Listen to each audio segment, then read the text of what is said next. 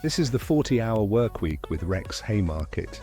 Tonight we are talking about the petrodollar, one of the most misunderstood forces in the modern global economy. People online usually get this wrong in one of two ways. They either treat the petrodollar like a secret master switch, or they mock it like it is a fake conspiracy. It is neither. It is not one magic contract. And it is not a myth. It is a system built on oil, on dollars, on US debt, on military power, and on the fact that the world still has to move energy through a financial architecture dominated by the United States. That system gave America a huge advantage. It helped keep global demand for dollars high. It helped support demand for US Treasury debt, and it helped make the United States look safer, richer, and more financially flexible than most countries. So tonight, workers and warriors, I want to do this properly. Where the petrodollar came from, why it mattered so much, how it benefits the United States, why countries like Japan get squeezed when oil spikes and the dollar strengthens, and what happens if the system starts to weaken. Why countries like Japan get squeezed when oil spikes and the dollar strengthens, and what happens if the system starts to weaken. Because that story is not America collapses tomorrow. The real story is slower than that. It is about losing privilege, losing cushion, and maybe finally having to live a bit more like the rest of the world. Before the petrodollar, there was Bretton Woods. After World War II, the global monetary system was built around the US dollar, and the dollar itself was tied to gold. That arrangement gave the dollar enormous importance. So in 1971, Nixon suspended dollar convertibility into gold. That broke the old anchor. And once that anchor was gone, the question became simple. What would support dollar power in the post-gold world? Then came the oil shock. In 1973, Arab oil producers imposed an embargo. Oil prices surged. The world economy convulsed. And suddenly energy security and oil revenue flows became central to the survival of the whole post-war financial order. That moment linked three things very tightly: American geopolitical power, Middle East oil, and the future of the dollar after gold. But by the late 1960s and early 1970s, the system was under strain. The US was dealing with inflation, external imbalances, and mounting pressure on its gold reserves.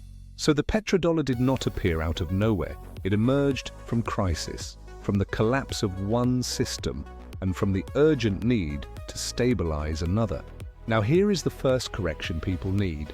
There was not one official treaty saying Saudi Arabia must sell all oil in dollars forever. That viral version is false. What did exist was broader, messier, and frankly more powerful than a single contract. A strategic relationship, security ties, economic cooperation, financial recycling, and a world in which oil was commonly priced in dollars. Oil exporters accumulated dollars, and those dollars often returned to the American financial system. That is what people mean when they say the petrodollar. Not one signed piece of paper.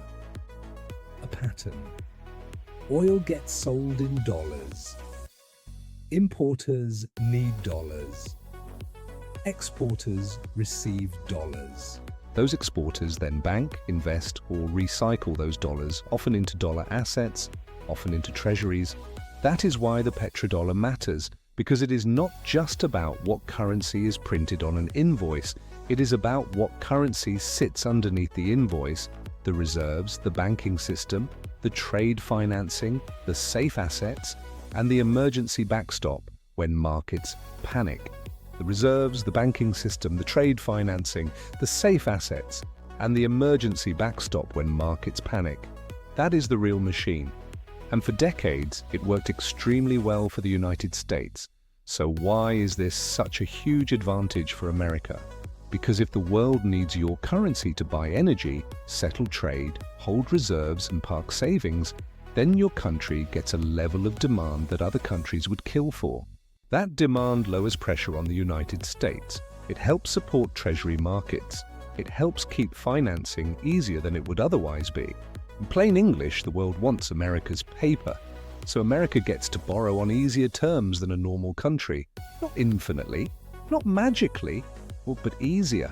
That is one of the great hidden subsidies of empire. Now, to be fair, this is not a free gift to every American worker.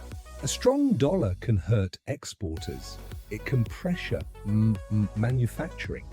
It can make imports cheaper while making domestic production less competitive. So when I say the petrodollar system helped America, I do not mean it helped everybody equally. It helped the American SS state. It helped Wall Street. It helped Treasury markets. It helped sanctions power. It helped the upper floors of the empire. It helped Treasury markets. It helped sanctions power. It helped the upper floors of the empire. That is not always the same thing as helping workers in factories, ports, or tradable industries, and that distinction matters. Now let's slow the machine down, warriors. A country needs oil. Oil is commonly priced in dollars, so that countries' importers, banks, or hedging intermediaries need dollars to pay for it. That creates demand for dollars. Then the exporter receives those dollars. Those dollars do not disappear. This is where people often get the story wrong. The world supply of dollars is not being destroyed every time a tanker gets paid. The dollars move. They circulate. They get banked. They get invested. And often they get recycled into dollar assets. So the more accurate way to explain the petrodollar is this. Oil trade helps maintain global demand for dollars.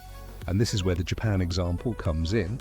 Because the instinct is mostly right, Japan is highly exposed to imported energy, especially Middle East oil. So when conflict involving Iran threatens supply and oil prices surge, Japan is in the blast radius economically. Now the theory becomes visceral. On the screenshot, 1 yen equals about $0.0063. That means $1 is roughly 159 yen. So Japan is already paying a high yen price for each dollar. If oil then rises in dollar terms, Japan gets hit twice. First, the barrel costs more dollars. Second, each of those dollars costs more yen. That is the double hit. That part of the logic is right. Where it needs tightening is this. Japan does not literally run out as a country and mechanically dump yen every single time a cargo gets bought. But Japanese importers and the institutions around them still need dollars in a dollar-centered energy market. That strengthens dollar demand relative to yen, especially when fear is already pushing investors toward the dollar as a safe haven. And this is where it gets nasty. A weaker yen does not just make oil more expensive, it makes imports more expensive more broadly. That means the pain does not stop at the gas pump. Energy is upstream of almost everything. Transport, food, utilities, petrochemicals, industrial production, consumer goods, shipping, packaging, and household budgets. So if Japan faces higher oil prices while the yen weakens, the inflation effect spreads outward. First energy, then logistics, then goods, then services, then politics. That is how imported inflation works in the real world. And right now, that story is not theoretical, it is current. When conflict involving Iran threatens the Strait of Hormuz, you are not talking about a niche regional issue. You are talking about one of the most important oil choke points on Earth. That matters because a huge volume of global oil passes through that corridor. And because Asia takes the bulk of that flow, countries like Japan are especially exposed. That is why the Iran war belongs in this documentary.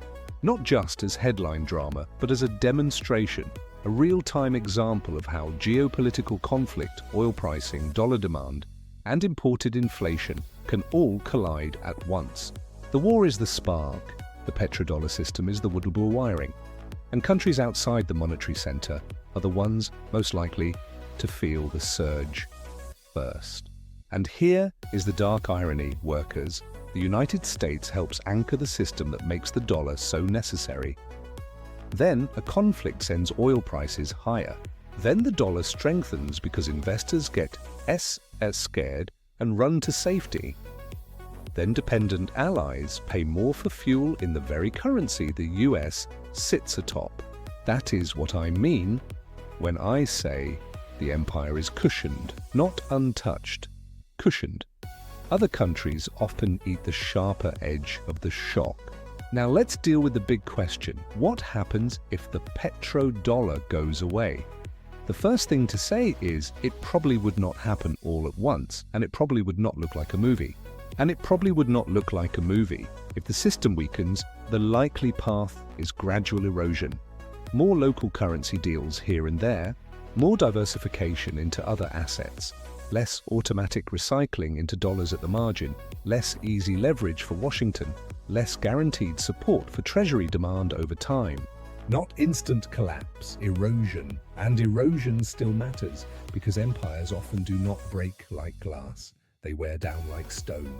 And this is where US debt comes in. America can run very large deficits, partly because the world still wants Treasury debt.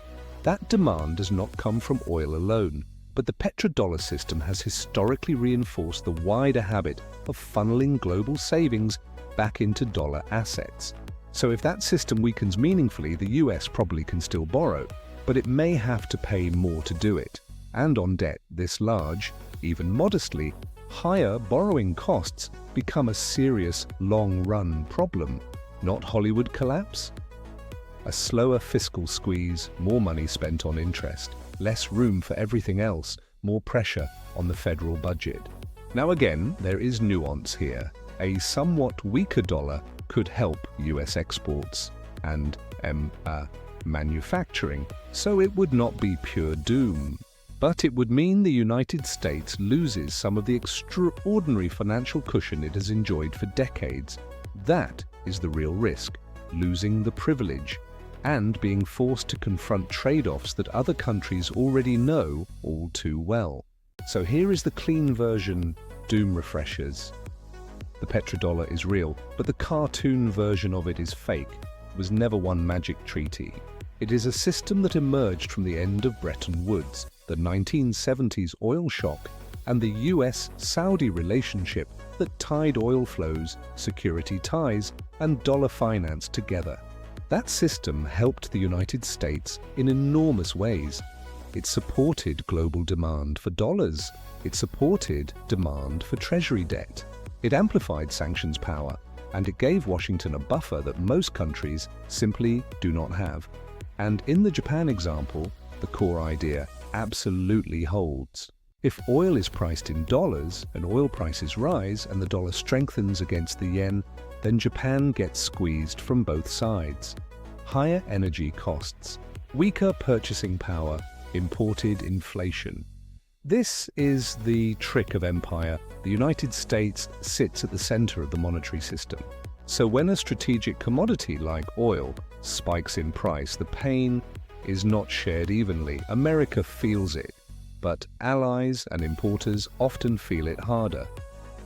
Because the system was built that way. The petrodollar is not a myth. It is not a magic spell either. It is a machine.